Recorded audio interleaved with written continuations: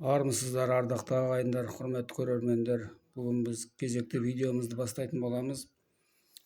Бүгін айтатын негізгі тақырып бұл мына көшпенділердің, түркілердің ең жақсы көретін сусыны қымыз жайлы айтатын боламыз.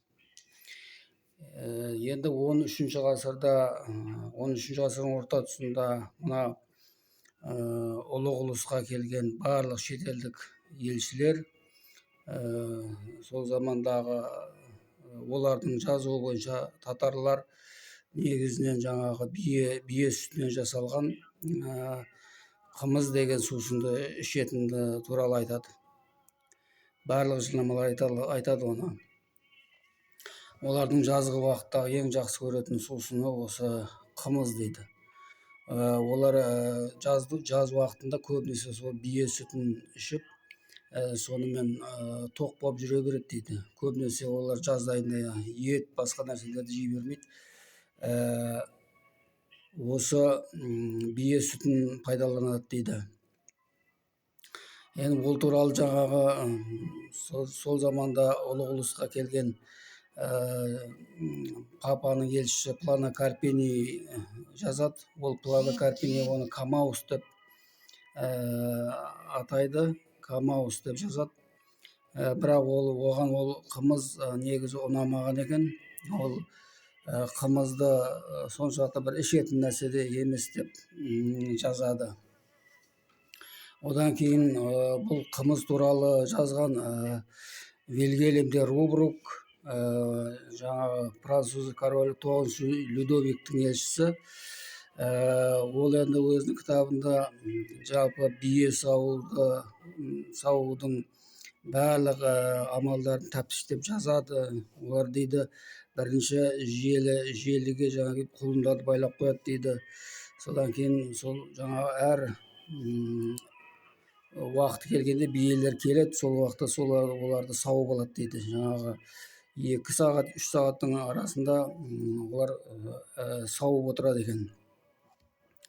Енді оның Рубруктың айтуынша олар жазғы тұру дейді. Жаңағы осы ең бірінші қымызды ішетін кезде дейді, алғашқы қымызды ішетін кезде олар жаңағы арнайы той жасайды дейді. Ол тойға жаңағы көптеген дін басыларды, оның ішінде мұсылмандардың, нәсрани діндердің, содан өздерінің жаңағы бақсыларын шақырып, сол тойда солардың батасын алады дейді. Содан кейін қымыздың бір бөлігін жаңағы жер анаға деп жерге төгіп солай рәсім жасайды дейді. Осыдан кейін барып олар жаңағы алғашқы қымызды ішеді дейді. Бұл Рубруктың мәліметі. Енді ол кезде жерге төгетін сол жер ана деп құрметтейді ғой. Егжей түркілер жерді құрметтеген, жер ана деп сол жерге жаңағы алғашқы қымыздың бір бөлігін жерге төгеді екен. Мынау жер тоймай, ел тоймайды деген тәмсіл содан қалған болу керек енді. Енді бұның ол айтады, сол мамыр айының 9 күні олар осы алғашқы қымызды ішетін той жасайды дейді, мамыр айының 9-ында. Енді бұл енді қазіргі біздің осы заманға дейін жеткен мына қымыз мұрындық деген той бар ғой қазақта. Сол қымыз мұрындықтың сол алғашқы нұсқалары болу керек. Бірақ енді түпнұсқа құжаттарда ол қымыз мұрындық деп аталған жайлы айтпайды. Бірақ дегенмен де ол осы біздің қазақтағы қымыз мұрындық деген тойдың сол уақыттағы нұсқалары болса керек деп ойлаймын мен. Ал енді мына бұл қымыз жайлы өте ертеде мына тарихтың атасы Геродот жазып кеткен. Ол жаңағы теріскей жағында, Қара теңіздің теріскей жағындағы көшпенді скифтерде осындай бие сауып қымыз дайындайды дейді. Олар қымызды қалай дайындайтынын ол да тәптіштеп жазған. Олар көбіге құйып, оны арнайы адамдар пісіп отырады дейді. Солай қымыз бабына келгенше солай қымызды пісіп, осылай бірнеше күні қымыз дайын болады да, содан кейін сол қымызды ішеді дейді. Бұл Геродоттың берген мәліметі. Ал енді мынау 448 жылы мына Шығыс Рим империясының елшілері мына Дунай өзенінің бойында отырған Атилланың ордасына келеді 448 жылы. Сонда сол елшіліктің арасында Приск Панийский деген тарихшы болған. Сол Приск Панийский өзінің кітабында жазады, бізді дейді ғұндардың ордасында Камос деп аталатын бір сусынмен сыйлады дейді. Біз сол жерде Камос іштік дейді. Ол айтады, жаңа бұл Камос деген арпадан жасалған сусын екен деп жазады. Бірақ шын мәнінде олай емес сияқты, өйткені арпадан жасалатын түркілерде ешқандай Камос деп аталатын сусын жоқ. Меніңше оларды ғұндар кішкене алдап жіберген болу керек. Егер де бие сүтінен жасалған десе, ол римдіктер оны ішпеуі мүмкін. Сондықтан да бұларды алдап, бұны арпадан жасалған деп айтуы мүмкін. Сондықтан енді Приск Панийский өзінің кітабында бұл арпадан жасалатын сусын екен деп жазады негізінде. Бірақ та Камос деген, бұл қымыз деген сөздің алғашқы сол хатқа түскен нұсқасы бұл. Одан ерте жазылған кітаптарда бұлай Камос деген сөз айтылмаған. Бұл 448 жылы сол Приск Панийский алғаш рет хатқа түсірген. Бұл жаңағы қымыз жайлы. Біз сондай Камос деп аталатын сусын іштік дейді. Ал енді сол жаңағы мен айтып жатқан, жоғарыда айтқан мынау Рубрук, Вильгельмді Рубрук айтады. Ол Баты ханның ордасында болғанда байқаған екен. Баты ханның ордасында күніне дейді, күніне 3000 биенің сүті сонда арбамен жеткізіліп отырады дейді. Енді сол уақытта қаншалықты қымыз ішкен байқауға болады енді. Сонда Рубрук кейін Қарақұрымға барғанда, Қарақұрымнан ол 1254 жылы жаздың ортасында бері қарай қайтады. Сонда біз дейді мына 2 ай 10 күн Қарақұрымнан жаңағы Баты ханның ордасына дейін, Еділ бойына дейін 2 ай 10 күн жүрдік дейді. Содан кейін ол Баты ханның ордасында бірнеше уақыт қонақ болады тағы. Содан кейін ол жаңағы 9 Людовик король, Францияның королі, ол кезде таяу шығыста мына жерорта теңізінде өзінің әскери флотымен сол жерде болатын. Сондықтан ол король әлі де сол жақта жүрген шығар деп ойлап, ол жаңағы қайтар жолында Кавказ арқылы жүреді. Сөйтіп Кавказ арқылы Дербент асуынан асып, Муган жазығы дейді, қазіргі Әзербайжанның аумағындағы. Сол Муган жазығынан өтіп, содан Аракс өзенінің бойында отырған Байжу Ноянның ордасына бардық дейді. Сосын Байжу Ноянның қабылдауында болдық дейді. Байжу Ноян деген сол таяу шығыста Кіші Азия түбегіне, сол жақ таяу шығыстағы Кавказдағы барлық халықтарға, мемлекеттерге сол уақытта бақылау жасап отырған ноян болатын. ол Байжу деген өзі атақты Жебе Ноянның руынан шыққан, Бесут деген рудан шыққан Жебе Ноянның ағайыны болып келеді. Сол Байжу Ноянның ордасында бізді қабылдады дейді. Сонда Рубрук айтады, Байжудың өзі қымыз ішіп отыр екен дейді, бізге қызыл шарап ұсынды дейді. Сонда ол айтады, жаңағы маған да қызыл шараптың орнына қымыз бергенде жақсы болар еді дейді. Жаңағы Рубрук айтады бұны. Рубрук жаңағы бұл қымыз деген өте жақсы екен, ішімдік ішуге жақсы, сондай сусын екен деп оны солай сипаттап жазады. Ал енді жаңағы Плано Карпини оны онша ішетін нәрсе емес деп жазған.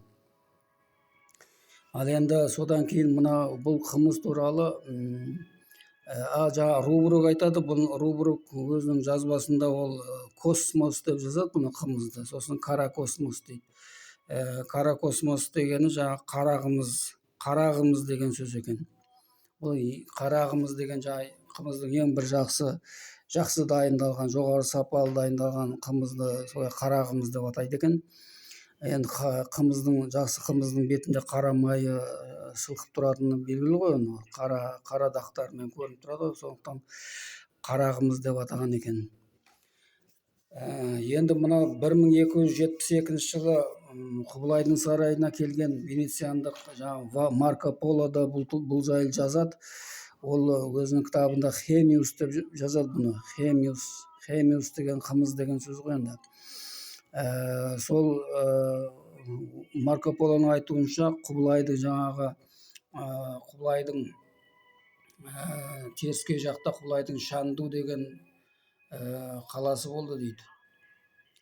Бұл Қарақұрым мен Қанбалықтың арасында. Мына бұл картада көрініп тұрған Ченду деген ол қала емес, ол Шанду деген қазіргі ішкі Моңғолияның аумағында болған. Сол жерде жазғы уақытта Құбылай сол Шанду қаласының маңайына барып жайлайтын еді дейді. Сол жерде дейді оның жазғы жайлауы болады дейді. Сол жайлауда ол кілең жаңағы денесінде бірде-бір дағы жоқ кілең боз биелерді арнайы жайлауда бағатын еді дейді. Ол боз биелердің саны 10 мыңнан асады дейді. Сол биелерді саудырып, одан ерекше жаңағы дәмді қымыз жасатады дейді.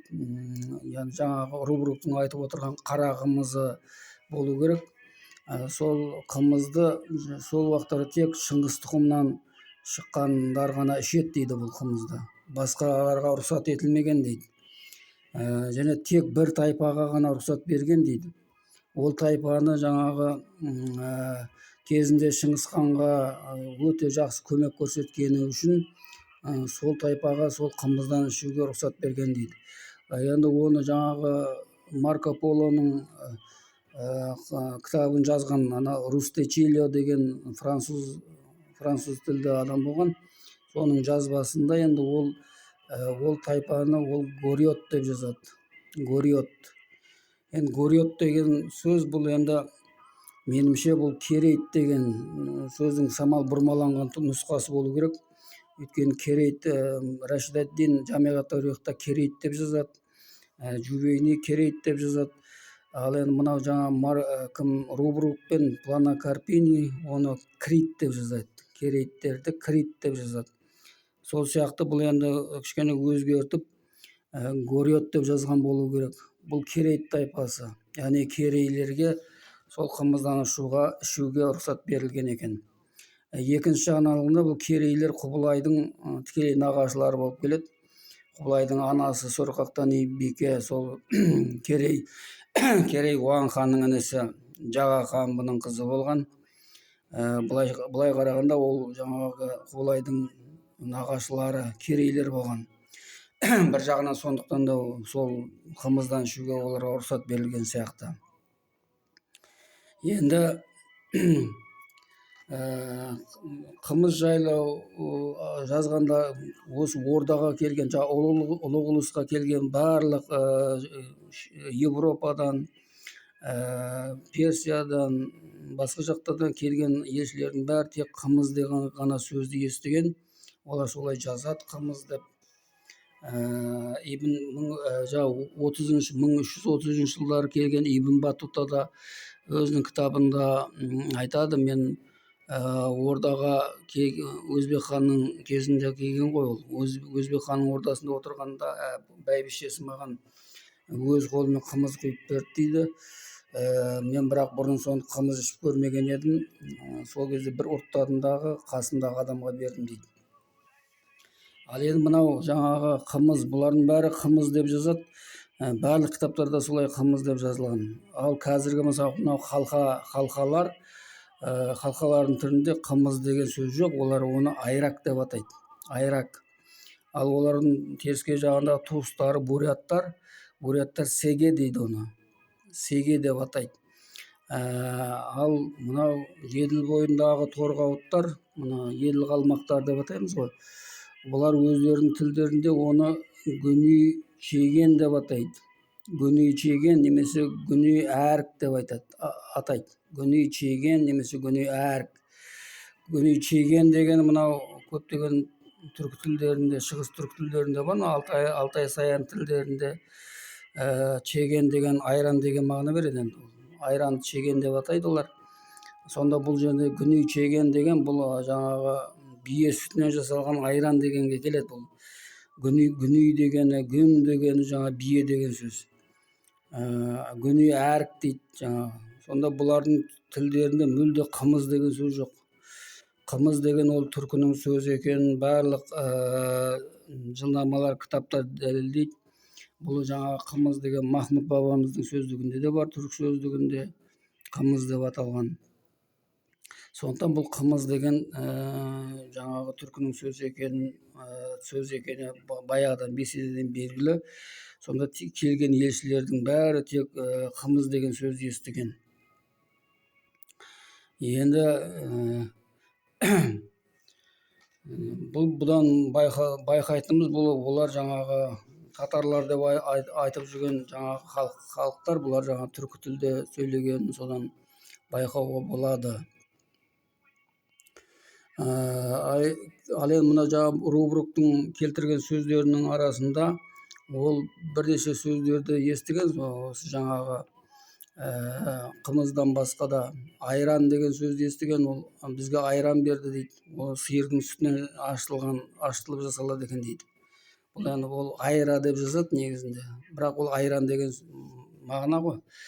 Айран деген сөз ғой. Ол мына халқалар айранды айран деп айтпайды, олар тарак дейді айранды. Тарак. Содан кейін ол Рубрук айтады, груд деген сөзді айтады. Ол кептірілген сиырдың сүтінен жасалатын кептірілген өнім екен дейді. Бұл енді құрт қой, жаңағы құрт туралы айтып отыр. Груд деп жазады ол. Ал енді құрт деген бұл да түркінің сөзі екені, бұл Махмұд бабамыздың сөздігінде бар, құрт дейді. Мынау халқалар ол құртты негізі арул деп айтады олар. Жаңағы айтқанда айранды тарак дейді, құртты арул дейді.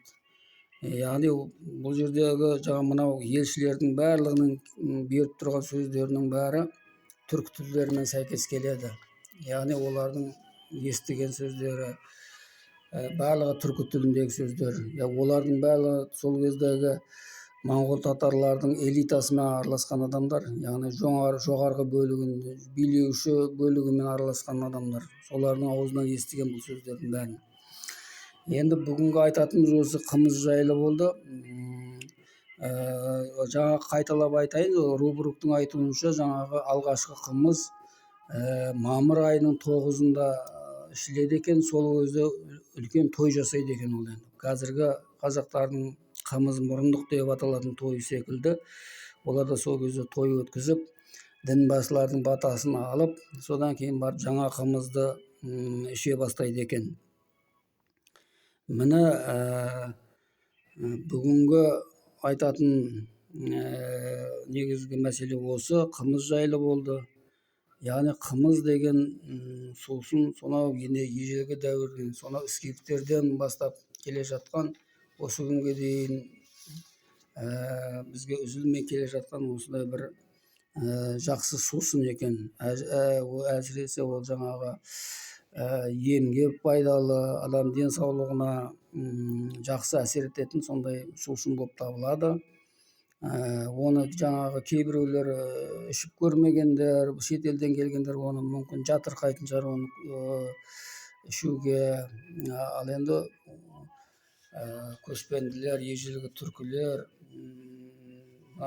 жазбалардың айтуына қарағанда сонау скифтер заманынан бері, ғұндар заманынан бері бұл көшпенділер пайдаланып келе жатқан сусын екен. Биенің сүтінен ашытылып жасалған қымыз.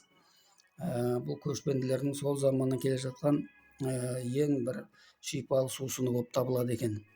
Бүгінгі айтатынымыз осы. Егер де видео ұнаған болса, лайк басып тіркеліп отырыңыздар, видеоны сақтап отырыңыздар, барынша таратып отырыңыздар. Келесі видеолар күтіңіздер. Аман сау болыңыздар.